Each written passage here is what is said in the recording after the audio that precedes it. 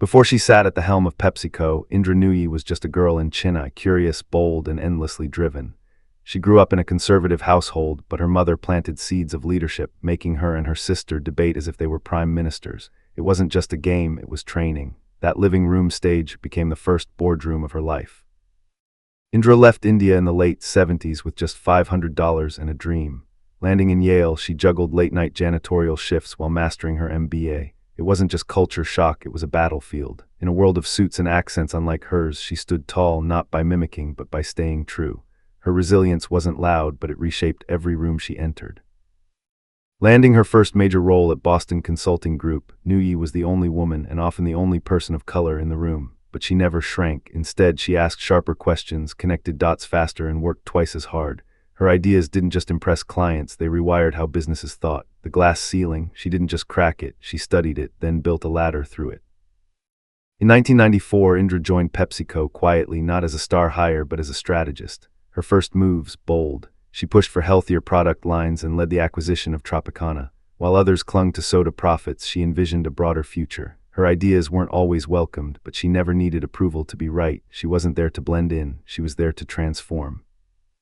While Wall Street demanded short-term gains, Indra introduced a radical idea: performance with purpose. To her, profits meant nothing without people and the planet. She shifted PepsiCo towards sustainability, nutrition, and ethical leadership. Critics called it idealistic, but she called it necessary. Her vision turned PepsiCo from a snack empire into a global force for good. Leadership, she proved, wasn't just about numbers, it was about legacy.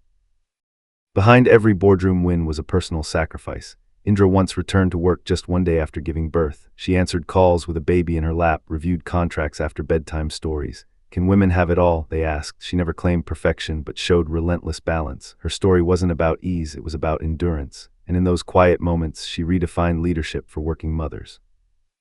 In 2006, Indra Nooyi became CEO of PepsiCo, the first woman of color to lead a Fortune 50 company.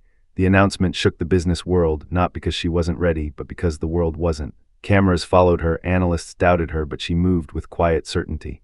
Her rise wasn't just a promotion, it was a signal to millions. The corner office was no longer off limits.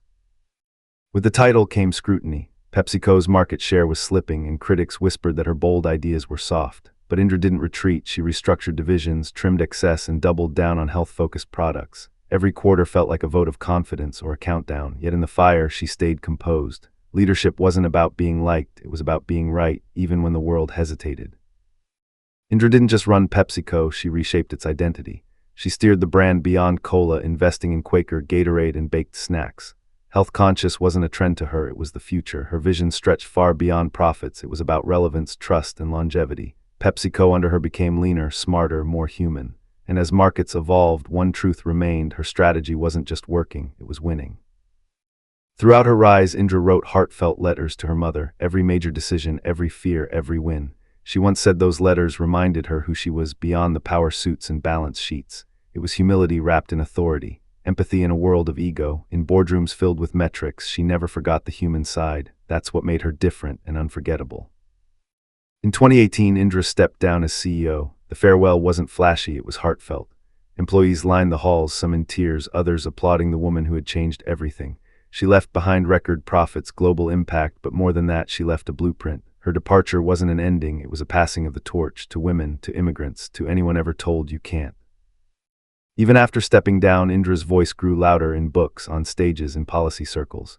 She became an advocate for paid leave, diversity in leadership, and redefining success for working women. Her leadership didn't retire, it evolved. She now mentors the next generation, not with instructions, but with example. Her journey wasn't just corporate, it was cultural. And long after PepsiCo, her influence still opens doors. One letter Indra wrote, addressed to her immigrant mother, went viral. In it, she thanked her for raising daughters to lead, not just to obey. The words struck a global chord. It wasn't just about PepsiCo or power, it was about possibility. That letter became more than a message. It was a mirror reflecting dreams unspoken in homes around the world, and for many, it was permission to rise. Award after award followed: Time's 100 Most Influential, Forbes, the Presidential Medal of Freedom. Yet through it all, Indra stayed grounded. She returned often to Chennai, visited her childhood school, and donated anonymously to girls' education. Fame didn't inflate her, service anchored her. Because her definition of leadership was never about spotlight, it was about lifting others quietly, consistently, and with deep intent. Indra Nooyi's story isn't just history, it's a manual, a blueprint for anyone who's ever felt out of place in a boardroom or doubted their voice. Her journey teaches that leadership isn't loud, it's steady. It doesn't chase power, it earns trust, and it never forgets where it started. From Chennai's living rooms to global boardrooms, she proved, the world doesn't change with noise, it changes with purpose. Every decision Indra made, every product launched, every team hired was guided by one quiet question: will this make my mother proud? It wasn't about approval, it was about alignment, between values and action, between who she was and how she led. That question became her compass, and in a world chasing titles, she chased integrity. That's the kind of leadership that doesn't retire, it echoes. Indra didn't just earn a seat at the table, she changed what the table looked like. She fought for inclusion, not just representation. Under her leadership, PepsiCo brought in diverse voices and actually listened. She proved that innovation doesn't come from comfort, it comes from difference. Her legacy isn't one chair, it's the architecture of a better room, one where more people from more places finally belong. Indra's story sparked more than admiration, it sparked movement. Business schools restructured leadership courses around her principles. Young women quoted her in interviews, working mothers held onto her speeches like lifelines. Her journey became proof that empathy and excellence weren't opposites, they were partners, and when one woman rises with purpose, she lifts thousands more behind her. That's not just legacy, that's momentum. Even after leaving the corporate spotlight, Indra turned her focus to deeper issues: childcare reform, public policy, equity in the workplace. She believed that sustainable success wasn't just built in boardrooms, but in homes, in laws, in lives. Her leadership evolved from enterprise to ecosystem, because to her, changing the world wasn't a metaphor, it was a job description. And she's still showing up for work. Indra often admitted what few leaders dared to say: I don't know. To her, vulnerability wasn't weakness, it was wisdom. She asked questions before making calls, listened more than she spoke. In high-stakes meetings, she paused not to stall but to reflect, because true authority doesn't come from having all the answers, it comes from having the courage to learn, and that's how she stayed ahead. It wasn't the awards or the applause that shaped Indra, it was the moments in between. Being told she didn't belong, staying up all night for a single idea, quiet dinners with her daughters after 14-hour days. These weren't just background, they were the blueprint. Her greatness wasn't built in headlines, it was built in hard choices, quiet strength, and relentless heart. Indra Nooyi didn't fit the mold of a traditional CEO, and she never tried to. She wore saris to shareholder meetings. She prayed before product launches. She brought her whole self to work, and in doing so, redefined what leadership could look like: authentic, global, deeply personal. She wasn't just leading a company, she was expanding the definition of who gets to lead and how. As Indra's story spread, something shifted. She stopped being just a corporate figure and became a symbol. For working moms, for immigrants, for anyone who ever felt invisible in powerful rooms, her presence spoke louder than any slogan. Because when she stood at the podium, she didn't just represent PepsiCo, she represented possibility. And in that reflection, millions saw a version of themselves they once thought impossible.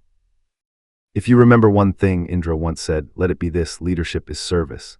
Not ego, not status, but showing up over and over for something bigger than yourself. In a world chasing more, she chose meaning. And long after the applause faded, her message stayed. In classrooms, kitchens, boardrooms, one quiet echo: be bold, be kind, and when you rise, bring others with you. You won't find statues of Indra Nooyi in city squares, but you'll find her impact in policy changes, in hiring practices, in the way young leaders define success.